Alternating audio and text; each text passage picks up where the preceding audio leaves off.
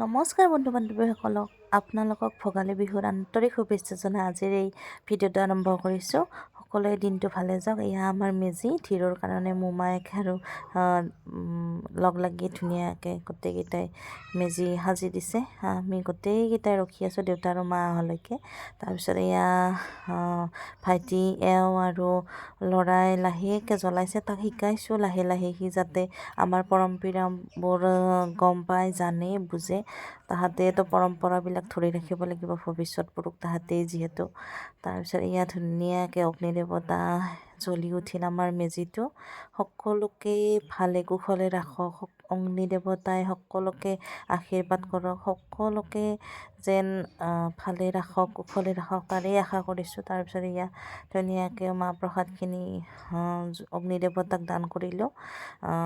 তাৰপিছত ধুনীয়াকৈ জ্বলিছে। এই মানে তাপটো কিমান বেছি আপোন, সঁচাকৈ সেইটো ভাষাৰে বুজাব নোৱাৰি। আপোনালোককো আৰু একবাৰ শুভেচ্ছা জনালোঁ বিহুৰ। Bye bye.